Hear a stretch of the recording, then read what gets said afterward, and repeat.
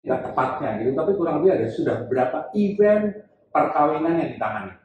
Oke, mungkin kalau kita lihat ke belakang, di 2020, alhamdulillah kita sudah mendapatkan 20 wedding. 2020? 20 wedding. Oke. Padahal itu pandemi itu Iya. banyak. 20 wedding di pandemi itu Iya, ya? iya. Luar biasa. Choose GB Empowering Entrepreneur Talk.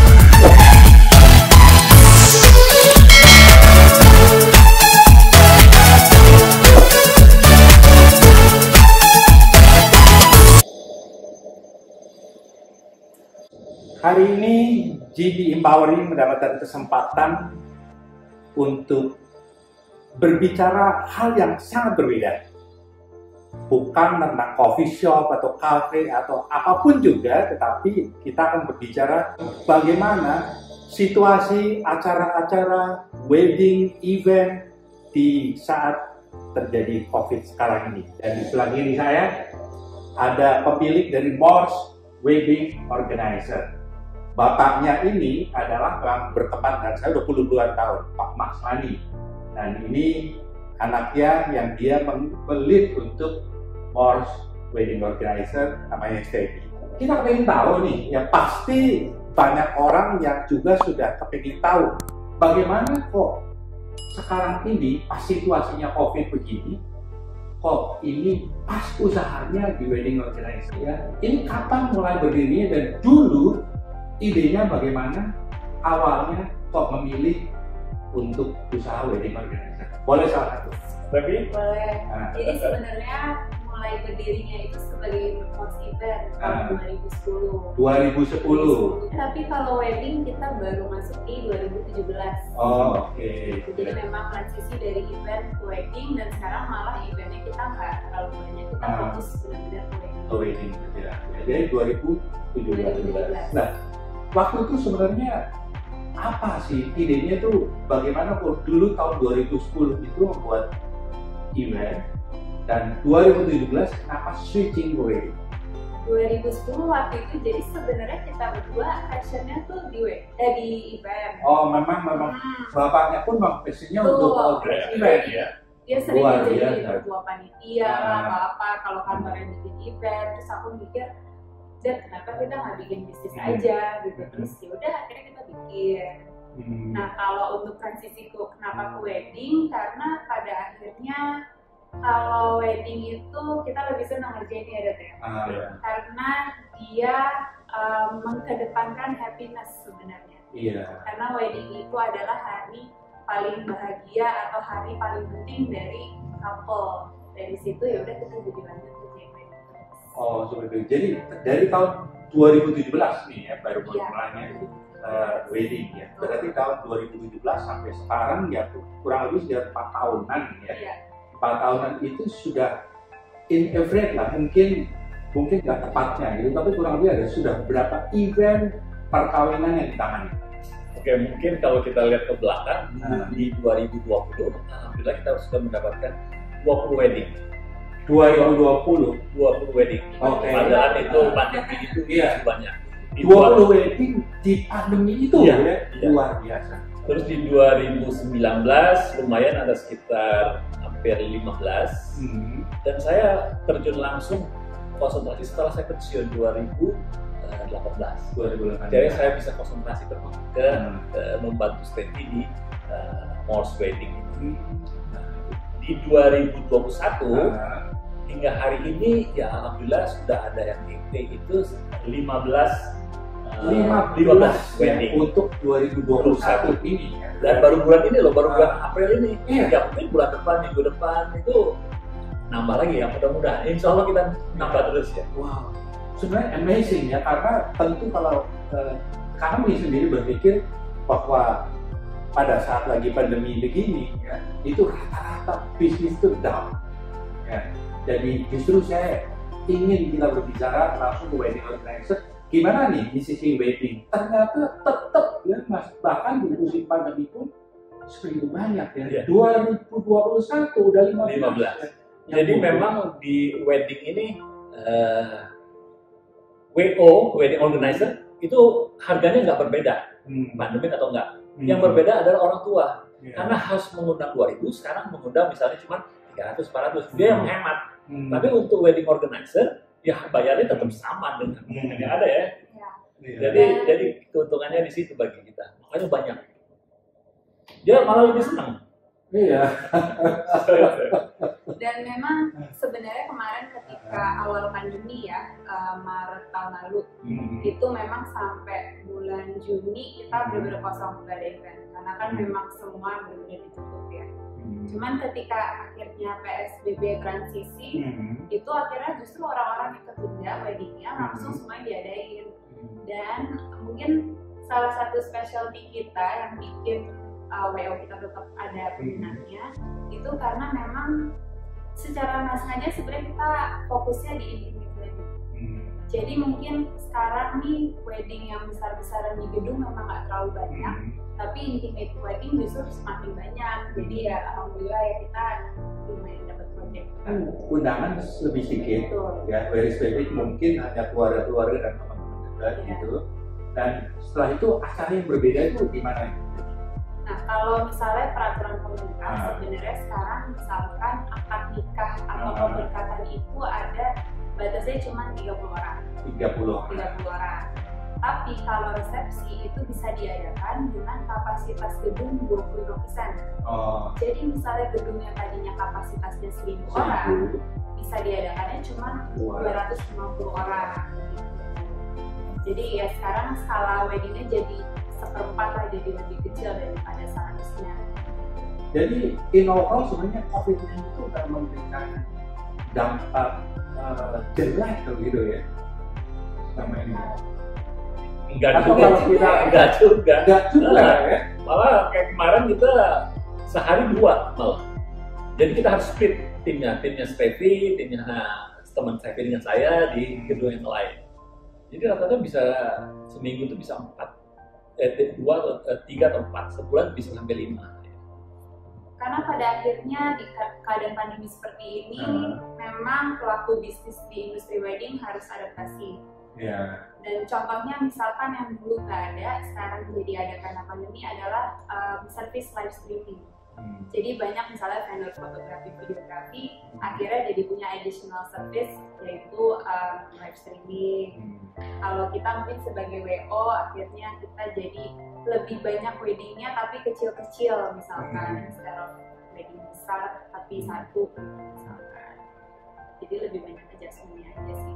Kalau dibilang competition gitu ya, Bapak kurang lebih tahu nggak bahwa sebenarnya di Indonesia itu kurang lebih lah, atau more specific di Jabodetabek itu ada berapa sih kurang lebih? 100, 200, 300? WO ya? WO sebenarnya banyak banget ya, karena banyak banget, more than 100? Lebih kayaknya. Nah, karena sekarang banyak sekali juga anak muda yang mungkin awalnya freelancer dari WO, kemudian bangun WO sendiri itu udah banyak banget sekarang sebenarnya. Jadi kalau ya kalau angka pastinya kita kurang tahu ya. Tapi more or less seperti misalnya 100 ke 200 mungkin atau lebih bisa. Tapi untuk wedding kan tergantung anak sama orang tua. Betul. Jadi dia pengen, jadi karena kita sering juga istilahnya kayak tender. Jadi dia sudah pilih 5. Tapi waktu ketemu kita, oh ini kok agak beda ya katanya kan. Kita lebih seret ngomong anaknya mungkin ini. Nah jadi dia milih di sana. Jadi kita mau bersaing. Tetap kita harus bersaing juga. Betul. Dan kemudian memberikan kualitas dan mutu yang baik. Nah kalau dibilang bersaing itu tadi ya, pasti kan harus ada diferensiasi ya. Jadi faktor pembedanya dari sekian banyak wedding organizer, kenapa kok orang memilih Morse ya? Nah itu sebenarnya apa yang menjadi pembeda? Jadi bagi orang itu melihat bahwa oh mendingan Morse karena begini. Nah itu apa atau faktor pembedanya? Kalau sebenarnya WO banyak yang bagus-bagus kok, karena kita juga sudah berteman dengan WO lain ya. Kalau boleh misalkan aku sarankan nih orang yang mencari WO, carinya gimana? Bisa dengan yang penting ngobrol dulu. Karena nomor satu itu yang paling penting adalah chemistry. Chemistry, ya, Iya. setuju banget. Karena nyari vendor wedding Orang biasanya kan sebenarnya- price, padahal lupa Yes. yang paling penting chemistry. Betul, ya. karena itu WO adalah perpanjangan tangan keluarga. Jadi kita seperti menjadi asisten pribadinya keluarga yang bantu nego dengan vendor segala macam. Jadi memang chemistry sudah harus ada. Iya. Gitu. Mungkin yang bikin kita beda karena kita bisnisnya adalah bapak dan anak. Jadi Oh, orang iya, iya, tuanya betul. bisa Dari bikin- dua sudut pandang berbeda, Iya, ya. betul. Dari dua sudut pandang yang berbeda. Iya. Dan yang kita jual juga adalah sebenarnya emotional value. Emosional. Karena semua WO itu menjual service, tapi nggak semuanya menjual emotional value. Emotional value ini adalah jadi kadang-kadang calon pengantin itu lupa yang paling penting dari suatu pernikahan itu apa. Yang penting mereka berduanya kan. Iya. Jadi emotional value-nya itu yang kita bantu dari awal supaya nanti mereka sebagai pasangan itu menghadapi misalkan harus memilih sesuatu atau misalkan menghadapi konflik seperti apa cara kita. Oh, sampai sejauh itu Sampai gitu seperti kan. itu.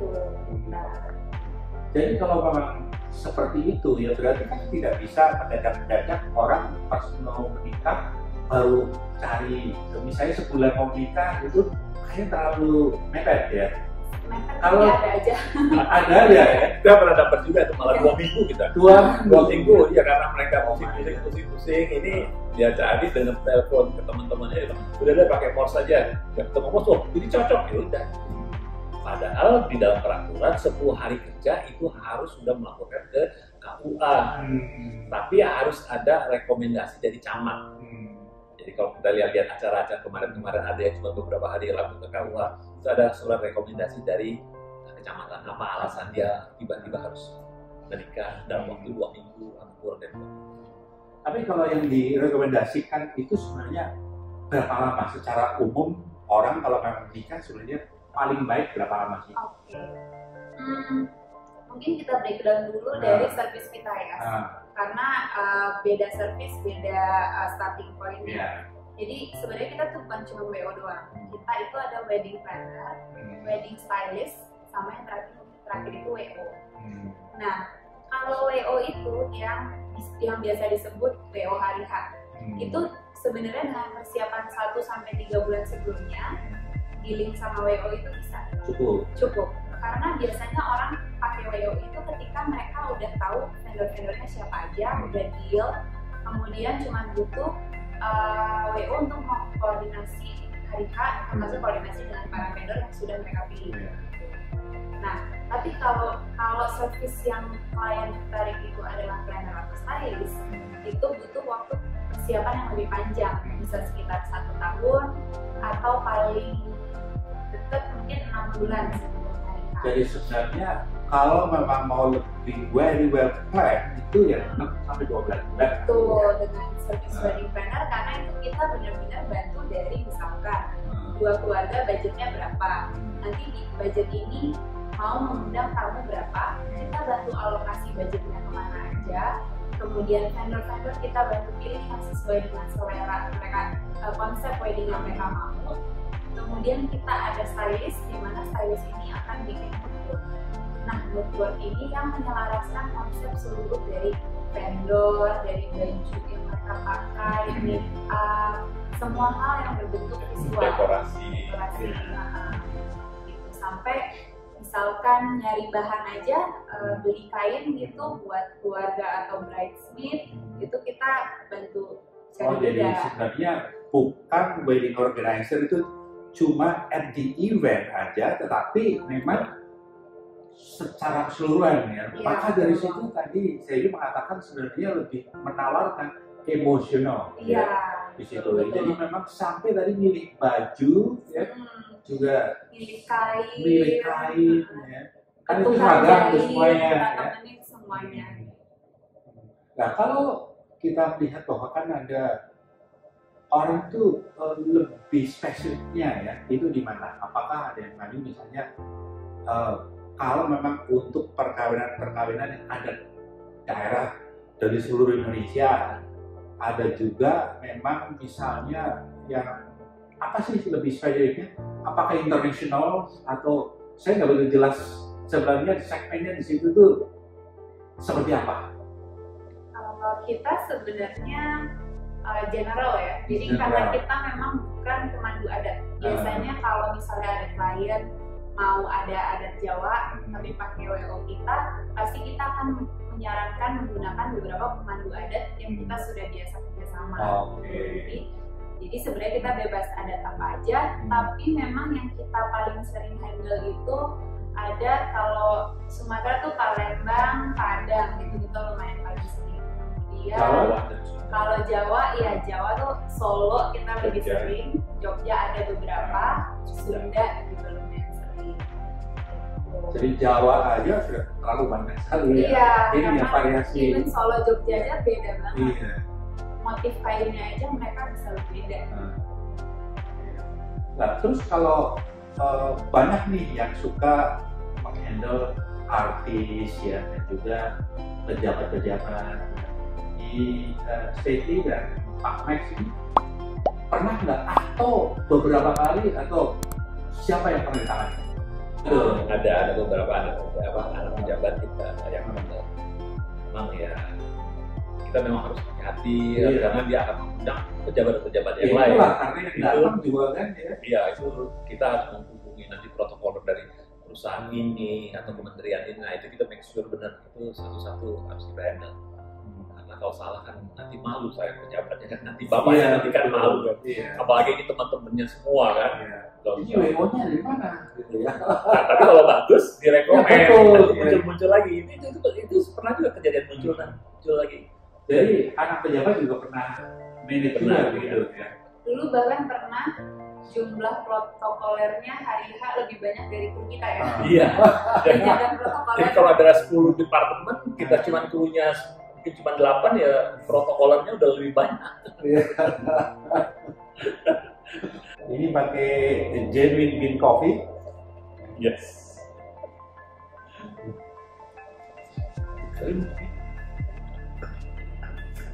Oke, kalau melihat tadi ya bahwa berarti sudah tahun 2019 aja udah 15, 2020, 20 ini baru masih awal-awal gini aja sudah ada di depan udah 15 itu sebegitu banyak. Ada nggak waktu menangani itu yang benar-benar paling berkesan? Ya? Mungkin karena memang yang hadir atau memang dari resepnya dari ini menyatukan dua keluarga sangat kompleks begitu ya. Yang ini nggak suka, yang ini sukanya ini dan atau memang eventnya yang unik atau apa bisa cerita? Jadi semua yang menonton bisa melihat pernah menangani seperti apa dan juga apa sih yang paling unik dan yang paling challenging. Kita pasti beda ya. Ya, nggak apa-apa. Silakan. Jadi kalau Bos juga pernah di Bali. Nah, kita harus terbang ke Bali dengan Stevi. Kebetulan teman-temannya dan Stevi. kru-krunya juga di sini. Kebetulan teman-teman Stevi di Bali banyak. Yang dulunya 10 juga di sini. Jadi gampang ngambilnya. Nah itu kalau kita sampai surveinya 3 kali. Saya bilang sama Stevi, ini orangnya satu dari Eropa, Swedia, satu lagi dari Thailand, India keturunan ya. Jadi sampai 3 kali kan kita harus terbang ke sana, hotel, pesawat juga.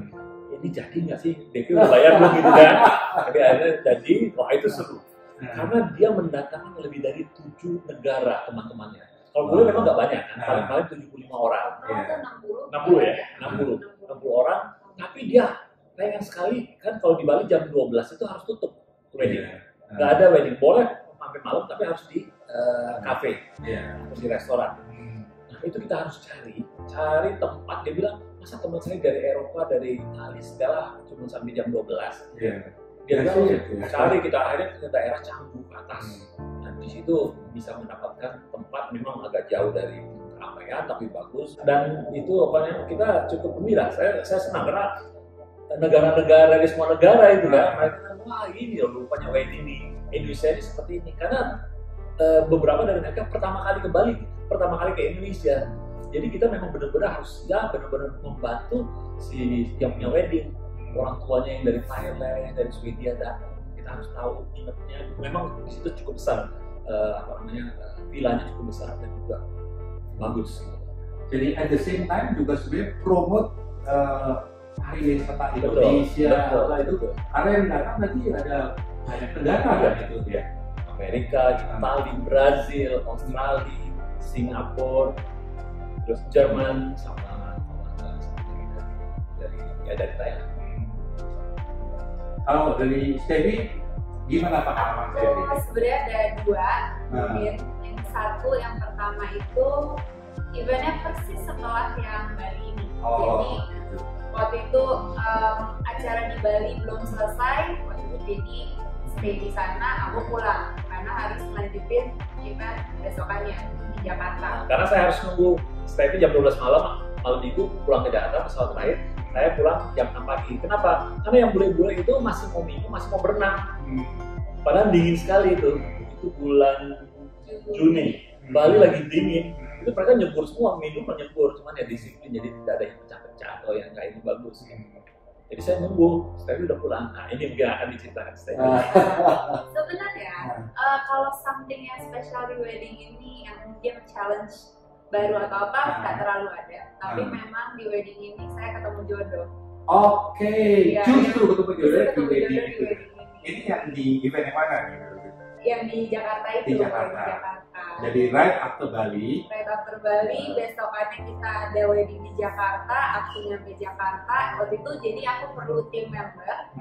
Teman aku ada yang merekomendasikan si orang ini.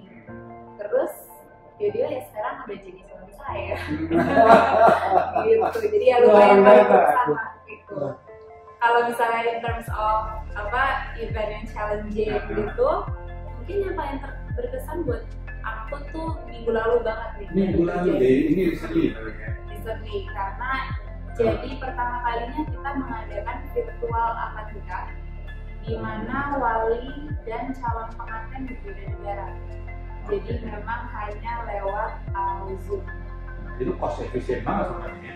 Ya, nah tapi jadi kan pengantinnya itu di Melbourne, bapaknya kan di Jakarta, aku kan handle di Jakarta. Jadi kita harus tektokan sama WO di Melbourne.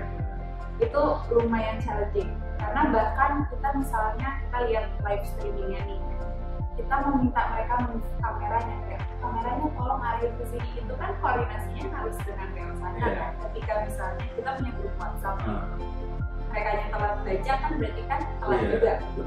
Gitu. Jadi ya lumayan challengingnya di situ. Tapi at the end lah, ya alhamdulillah semuanya lancar. Kalau buat gambaran, ya, jadi kalau orang kan seringkali berpikir tentang biaya, ya kalau memberikan gambar, ya masih estimasi aja lah. Kalau bangsa 100 orang atau katakanlah tadi itu 200, 300 orang atau 500 orang jumlah tamu ya, itu kurang lebih biayanya berapa sih? Jadi bisa berikan gambaran aja sudah semua, atau ada range-nya, misalnya ada yang range yang agak murah, terus range yang agak medium, atau seperti apa? Jadi Stevie bisa ceritain dulu. Balik lagi, semua wedding itu very custom ya. Jadi dengan misalkan 100 tamu, mau dibikin murah banget bisa, mau dibikin mewah banget juga bisa. Jadi rencana bahkan dari misalnya 100 juta sampai 1 M bisa dengan jumlah tamu segitu. Jadi maksudnya dari 100 tamu 100 juta juga bisa. Bisa gitu. Tapi ya misalnya diadakannya di gedung pertemuan gitu. Kalau misalnya high-end-nya di hotel itu pasti biayanya akan beda, dan pemilihan vendor juga misalkan dekor dari yang 25 juta juga ada, yang mau 300 juta juga ada gitu. Jadi memang range-nya beda-beda sih tergantung konsep sama tempat yang mereka mau.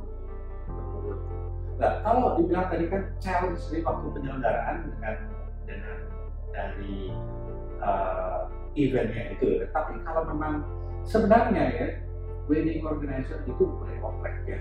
Sebenarnya kalau menurut saya ya, itu wedding organizer is not easy at all. Ya.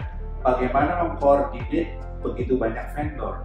Ya. dari foto, dari hotel, dari catering, dari dekorasi, dari apa lagi nih ya, saya nggak begitu paham tepatnya gitu ya.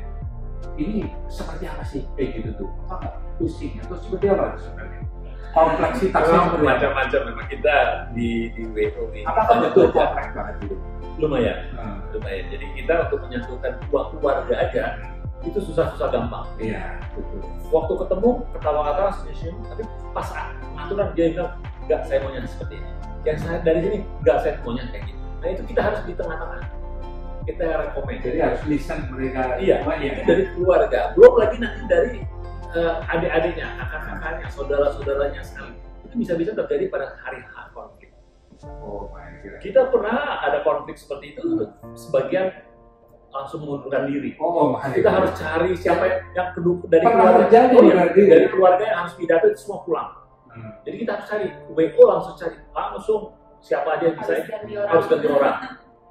Jadi sudah harus ready seperti itu. Ya, bisa nanti dari ibu sebelah sini ribut. Katanya mau sama-sama di sini, pakaian ini, ya kan? Nanti dia bilang, enggak, jangan penting nanti yang foto yang pakai seragam itu semua dari kota, dari Jawa sana katanya harus difoto duluan. Dari sini juga, jadi nggak gampang seperti itu. Dan juga kebetulan saya juga banyak mengurus mengenai KUA, ya KUA. Jadi juga dari KUA juga kita harus tepat-tepat. Karena KUA itu jam 8, jam 9, jam 10, jam 11 itu semua suka ada lagi. Kalau kita ada di jam tengah-tengah, kita make sure benar nih si penghulu ini on time. Apakah kita siap-siap mobil? Karena kenapa? Karena setelah di tempat kita paling lama aja harus paling lama 30 menit sudah tidak harus pindah lagi. Ya kan? Oh, jadi ternyata seperti itu. Nah, pernah kejadian juga terlambat 40 menit. Itu kita cuma sekali ya. Itu cuma sekali. Kenapa? Karena bukan salah kita, karena di sana ada penjabat yang pidato, sehingga delay. Penghulu atau KUA tak bakalan menyetop penjabat sedang pidato gitu kan. Tapi ya di sini jauh-jauh kan, karena penghulu kan pernikahan tuh baru terjadi setelah ijab kabul ya. Betul. Jadi ya seru, macam-macam ada. Jadi, tapi ya setelah itu kan enak, keluarga juga enak, juga dia bilang terima kasih, maaf ada kejadian ini atau apa. Ada end-endnya. Cuma kalau sebelumnya kita tegang semua, apalagi saya bilang ya hati-hati ya semua, dari ini katanya. Kita harus tetap smile katanya. Makanya saya makin memahami bahwa sebenarnya yang paling penting di situ adalah chemistry dan ide ya. Betul. Ya. Karena itu dua keluarga ya. Jadi kalau memang dari sini, dari WO-nya sendiri juga tidak satu chemistry, itu juga is another problem. Iya. Betul. Ya. Jadi makanya saya bilang ini merupakan satu uniqueness sendiri bapak sama anak ya. Dua view berbeda, dua pandangan yang berbeda, pendapat yang berbeda. Dan pada saat lagi jadi dari calon mempelai dan juga keluarganya, ini memang ada dua yang mewakili berbeda gitu ya. Ya keren banget ini. Kan sering kejadian gini, saya baru ikut tuh sudah di tengah-tengah. Jadi Steffi dengan yang muda-muda tuh sudah ketemu dengan orang tuanya. Karena memang zaman sekarang banyak yang dealing itu adalah pengantinnya dulu. Pengantin dealing sama kita, setelah itu baru bawa orang tua untuk meeting. Gitu. Nah orang tua kan melihat ini kalau muda-muda, saya ini anak pertama bakal mengundang pejabat, saya mengeluarkan uang gede, kurang yakin kan ya. Nah biasanya Steph sudah kasih kode, next meeting saya ikut. Saya nggak ada acara, saya ikut. Nah di situ saya jelaskan, nah bapaknya baru lihat, oh ada yang ngawasin atau ada yang kontrol. Nah, kadang-kadang berubah waktu dengan anak-anak ini, dia dimarahin semua, salah semua, harus ini. Tapi waktu ketemu saya kasih solusinya gini. Kadang-kadang temannya bapaknya teman-teman kita juga. Terus langsung dibilang, okay, don't worry katanya, sudah ada yang handle katanya. Langsung dan itu bukan sekali dua kali, mungkin lebih ada 5 kali seperti itu. Nggak tahunya teman bapaknya teman saya juga gitu kan. Itu emang pejabat ya. Iya. Biasanya mereka lebih pengen ada yang lebih tua lah dari WO itu. Ada yang bisa kayaknya dipercaya. Iya. Kita udah gitu. Saya turun tangan kok. Bener ya. Saya pernah dibilang yang penting ibunya bilang, yang penting Pak Max turun pada hari H. Saya bilang pasti. Saya selalu turun di hari H. Nah itu juga mungkin banyak klien akhirnya memilih Morse karena kita udah beberapa kali nih misalkan kliennya bilang ya kita udah wawancara beberapa WO tapi akhirnya kita memilih Morse. Itu salah satunya juga karena itu. Jadi karena mereka tahu kita turun di hari H. Kalau berbicara tren, semua kan ada trennya nih ya. Bagaimana tren milenial ya, terus dan juga kalau lihat saya melihat ini seperti kayak anak saya sendiri, anak saya perempuan ya, dan dulu ya dia tuh kayaknya pakai baju dan sekarang agak berbeda memilihnya. Mereka sebenarnya very simple banget, black, white ya, kayaknya something that is very simple ya buat saya. Ya tapi itulah tren ya. Nah kalau di wedding sendiri ada nggak soal tren wedding yang current banget seperti sekarang ini seperti apa? Sebenarnya kita nih ada satu lagi member, dia stylist kita, tapi hari ini kebetulan kalah hadir, jadi mungkin tren dia lebih paham.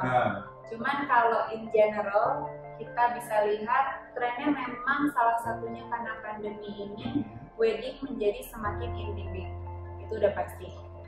Kemudian mulai banyak juga yang misalkan mau ada tapi mau dibikinnya modern.